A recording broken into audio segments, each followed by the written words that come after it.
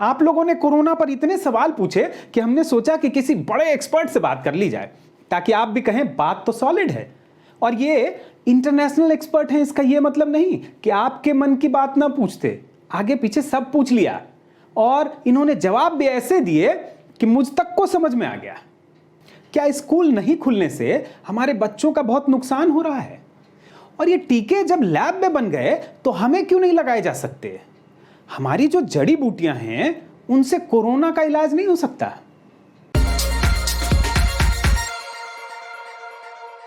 तो ये सारे सवाल हमने पूछ डाले डॉक्टर सौम्या स्वामीनाथन से। ये WHO में चीफ साइंटिस्ट हैं। इससे पहले ICMR, बहुत नाम सुन रहे होंगे इन दिनों आप, भारत में हेल्थ रिसर्च की टॉप बॉडी है, उसकी हेड थी। तो स्वागत है डॉक्टर स्वामीनाथन आपका। नमस्कार। इन दिनों आप पूरी दुनिया भर के देशों का काम देख रही हैं, तो ये बताइए कि कोरोना को लेकर भारत का कैसा रिस्पॉन्स रहा? हमने कहा था कि public health emergency of international concern है, तो उस समय भारत उनमें से ऐसा देश था जिसने बड़ी जल्दी ही इसको बड़े गंभीरता से लिया और एक्शन लेना शुरू किया। जी, ये बताइए कि कोरोना का जो खतरा है भारत में, इसको लेके कोई नई चुनौती, कोई नया बदलाव भी दिखाई दे रहा है? स्थिति थोड़ी बदल रही है। शुरू में जो शहर थे 10 शहर जो थे उनमें सबसे ज़्यादा इन्फेक्शन का बोझ था, बट अब वो शहर से ग्रामों में और कई और राज्यों में फैल चुका है। तो आगे के महीनों में हम ये देख पाएंगे कि छोटे गांव में और छोटे शहरों में और जिन राज्यों में पहले ज़्यादा उसका इम्पैक्ट नहीं था, अब धीरे धीरे वहाँ पे केसेस बढ़नी शुरू हो जाएंगी। ये नेचुरल है। अच्छा, मतलब गांव में ये जो चिंता है वो बढ़ जाएगी।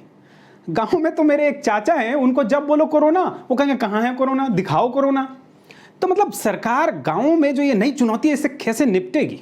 वहाँ पे टेस्टिंग फैसिलिटीज़, वहाँ के डॉक्टर और नर्सेस की ट्रेनिंग और वहाँ की जो लोकल कैपेसिटी है उसको बढ़ानी पड़ेगी, और लोगों में भी जो अवेयरनेस है। भारत जो ऐसा देश है जो कई सारे देशों के जैसे है, एक इतना बड़ा देश है, उसमें इतने राज्य हैं, इतने तरह के हमारे एनवायरनमेंट हैं, ट्राइबल हैमलेट्स से लेकर गांव, बड़े शहर और जो मेगा सिटीज़ जिसको कहते हैं, ये कुछ ऐसे काफ़ी जगह हैं भारत में जहाँ पे ये इन्फेक्शन अभी तक फैली नहीं है या बहुत कम है।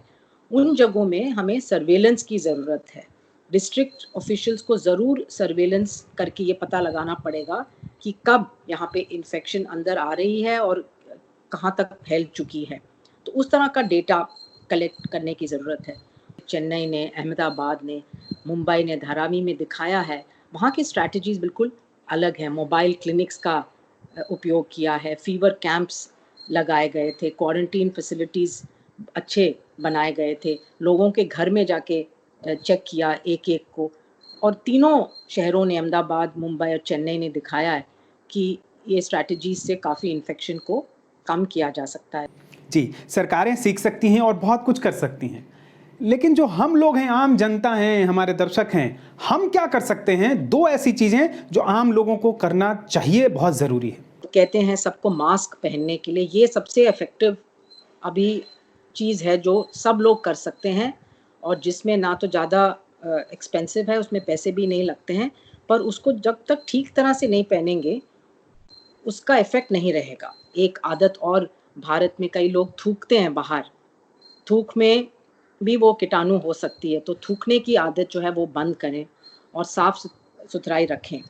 ये जो चीज़ें हैं ये एक्चुअली लोगों के जो हैबिट्स हैं उनमें बदलाव लाना पड़ेगा। जी, अब लॉकडाउन की बात करते हैं। इस पे हमारे यहाँ बहुत लड़ाई होती है, हम लोग आपस में खूब लड़ते हैं। कोई कहता है कि ये तो बहुत ज़रूरी था और कोई कहता है इसने बेकार कर दिया। तो आपका क्या आकलन है, लॉकडाउन का भारत को कितना फ़ायदा मिला?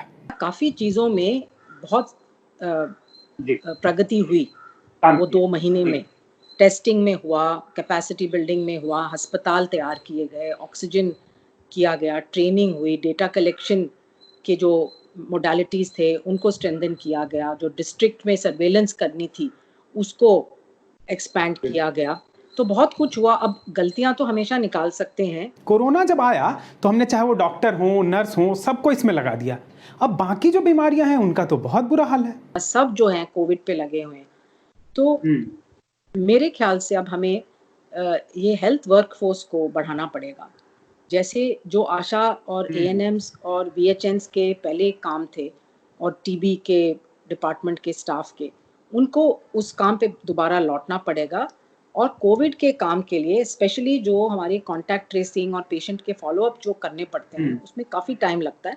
उसके लिए कुछ अलग वर्कफोर्स हमें बनानी पड़ेगी। वैसे तो लगता है कि मॉल वॉल बंद हैं तो चलो पैसे बच रहे हैं, लेकिन ये बताइए कि क्या जो मॉल बाजार हैं इन सबको अब खोल देना चाहिए? एक जगह में इन्फेक्शन रेट बढ़ रहा है, वहाँ पे ये सब दवा दुकानें खोलने का टाइम ठीक नहीं है। वो सबसे पहली बात है। और दूसरी बात ये है कि धीरे-धीरे करना चाहिए। जो ज़रूरी है उनको पहले खोला जाए और जो इतनी ज़रूरी नहीं है, उनको बंद रखना चाहिए। और अब वो सवाल जिसको लेके पूरी फैमिली परेशान है, क्या अब स्कूल कॉलेज को खोल नहीं देना चाहिए? छोटे बच्चे घर में बहुत दिन रहने से उनके लिए वो अच्छा नहीं है, उनके पेरेंट्स के लिए भी बहुत मुश्किल है। जैसे ऑनलाइन लर्निंग वगैरह की बात करते हैं, जिनके पास हर तरह की फैसिलिटीज़ हैं घर में, उनके लिए तो ठीक है, कंप्यूटर है, स्मार्टफ़ोन है, पढ़ने की जगह है, बिजली, पानी सब है। बट कई बच्चे ऐसे हैं जिनके लिए ये सब चीज़ें नहीं हैं। हाँ, इन्फेक्शन इतना बढ़ रहा है, वहाँ पे तो सोच भी नहीं सकते खोलने की। पर अगर कई ऐसी ज़िले हैं जहाँ पे बड़ा लो लेवल पे इन्फेक्शन है, रूरल एरियाज़ हैं, वहाँ पे क्या आंगनबाड़ी और गवर्नमेंट स्कूल्स क्या सेफली खुल सकते हैं? क्या सबसे बड़ी क्लास के जो बच्चे हैं उनके लिए सबसे पहले स्कूल खोलना चाहिए? जी, तो बड़े बच्चों की ही पहले शुरुआत होती है। बाकी देशों में जैसे किया गया उन्होंने बड़े बच्चों के लिए पहले किया है, क्योंकि वो समझ सकते हैं और जो भी हम लोग रूल्स उनको बता रहे हैं, उसका पालन वो कर सकते हैं। पर फिर भी कई स्कूलों में तो ये सारी चीज़ों को चेक करना पड़ेगा एक-एक से कि कैसे पानी होना चाहिए, साबुन होना चाहिए, वो फिज़िकल डिस्टेंसिंग के लिए जगह होनी चाहिए। अगर बाहर हो सकता है तो ओपन एयर में क्लास हो सकते हैं। शिफ्ट्स लगा सकते हैं बच्चों के। जहाँ पे हो सकता है हाइब्रिड, जहाँ पे कुछ आएँ और कुछ क्लासेस ऑनलाइन हों। इस तरह से कई नई तरीके अब निकालने पड़ते हैं। और क्या बाहर रेस्टोरेंट में खाना खाने जा सकते हैं या फिर कहीं बाहर घूमने गए, होटल में रुके? करोड़ों लोगों का रोजगार भी इससे जुड़ा हुआ है।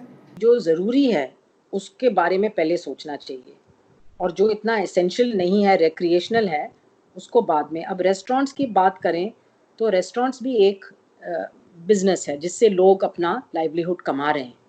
तो उसको फुल्ली रोक देना, उसमें भी देखा है हमने कि काफ़ी लोग उससे बेरोज़गार हो गए हैं। तो उसके लिए रेस्टोरेंट्स को सेफ्टी से कैसे चलाया जा सकता है? कई ऐसे हैं कि पार्सल सर्विसेज़ कर रहे हैं, टेक अवे सर्विसेज़ कर रहे हैं, वो एक तरीका है।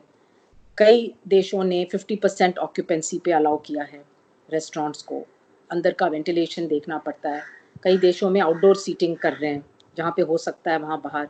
जहाँ तक कि खुली हवा हो और अच्छा वेंटिलेशन हो, वहाँ तक अच्छा है। और हमारे यहाँ कई तरह के दावे आते रहते हैं। कोई जड़ी बूटी से इलाज है, आयुर्वेद है, होम्योपैथ है, यहाँ तक कि कई लोग तरह तरह के नुस्खे भी बता रहे हैं। कुछ तो ऐसे एडवाइस हैं जो मतलब सेंसिबल हैं। कोई भी अपने स्वास्थ्य के लिए करते हैं, जैसे पौष्टिक खाना खाना या एक्सरसाइज करना और विटामिन्स और मिनरल्स वगैरह, योग योग करना, तो ये जो है, ये जो हमेशा हमारे स्वास्थ्य के लिए अच्छे हैं। इसमें कोई ऐसी स्पेसिफिक चीज़ नहीं है कि ये कोरोना को रोकेगा। पर अपने स्वास्थ्य को, अपने इम्यूनिटी को बढ़ाना अच्छी बात है। बाकी जो दवाइयाँ हैं, चाहे वो एलोपैथिक हों या आयुर्वेदिक हों, कुछ भी हों, उनको टेस्ट करना ज़रूरी है। हमें ज़रूर कोशिश करनी चाहिए, हमारी जितनी भी ट्रेडिशनल सिस्टम्स ऑफ मेडिसिन हैं, उनको उनमें कुछ कई बहुत अच्छी दवाइयाँ हैं जो हमारे प्लांट्स और वगैरह से बनी हैं, हर्बल मेडिसिन्स हैं। हो सकता है उसमें कुछ निकले जो प्रिवेंशन में या ट्रीटमेंट में इफ़ेक्टिव हो। बट जब तक हम लोग स्टडीज़ नहीं करेंगे, क्लिनिकल ट्रायल्स नहीं करेंगे तब तक पता नहीं लगेगा। तो एक ही कई सब तरह की दवाइयों के लिए रूल तो एक ही होना चाहिए, जो उसको इफेक्टिव है या नहीं उसको दिखाया जाए अच्छी तरह से, एक ठीक तरह से स्टडी करके। और अगर हम लोग दिखा सकते हैं तो बहुत ये इसमें बड़ी कंट्रीब्यूशन होगी भारत की। क्या वैक्सीन में ऐसा डर भी होता है कि इसको लगाने के 1-2 साल बाद भी कोई साइड इफेक्ट आने लगे? क्या कभी ऐसा हुआ है?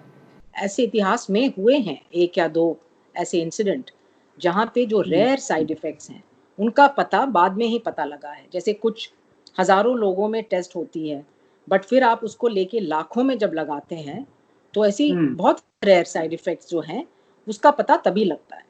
इसीलिए मैं कह रही थी कि सावधानी जो है वो बाद में भी, वैक्सीन को लगाने के बाद भी वो सावधानी रहेगी, बट लोगों में कॉन्फिडेंस ये होना चाहिए कि जब उनको दिया जा रहा है वो टीका, वो ऐसे कैजुअली नहीं दिया जाता है। भारत में अगर फेज 3 ट्रायल शुरू हो जाता है तो 2-3 महीने में मिलने नहीं लगेंगे? क्या लोगों को ऐसी उम्मीद नहीं रखनी चाहिए? नहीं रखें।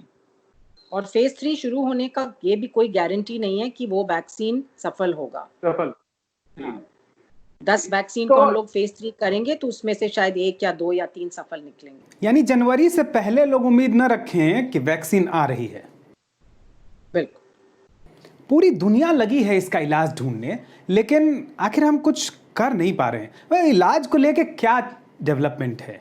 2 दवाइयां हैं, एक तो स्टेरॉइड है डेक्सामेथासोन, जिसमें ये देखा गया है कि जो सीरियसली इल पेशेंट हैं जिनको वेंटिलेटर की ज़रूरत है या ऑक्सीजन की, उनमें अगर डेक्सामेथासोन का यूज़ किया जाए तो उसमें उनको बचा जा सकता है।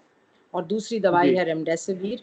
रेमडेसिविर में सिर्फ ये दिखा गया है कि लोगों का हॉस्पिटल स्टे कम हो सकता है वो देने से।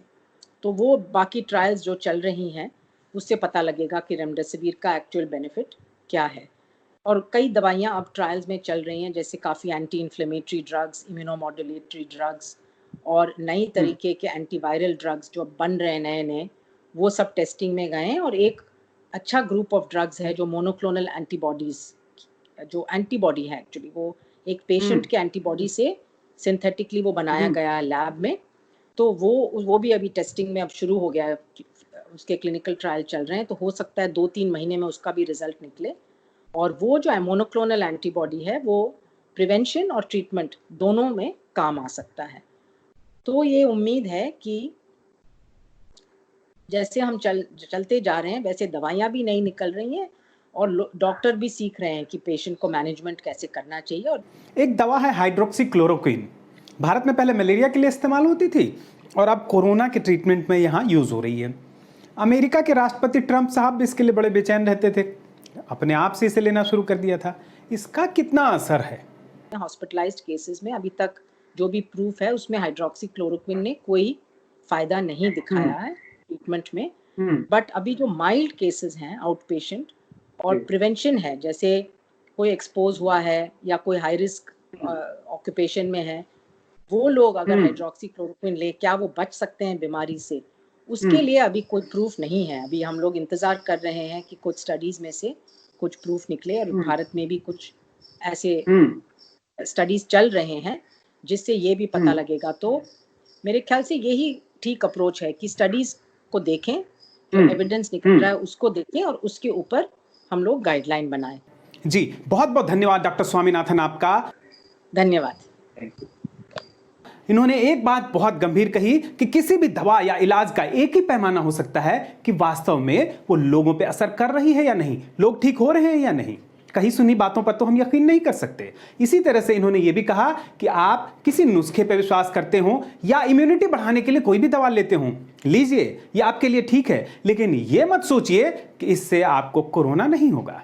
तो डॉक्टर स्वामीनाथन ने आपके हर सवाल का बिल्कुल बेलौस जवाब दिया है। अब आप भी एक काम कीजिए, शेयर कीजिए और कमेंट करना तो बिल्कुल मत भूलिएगा।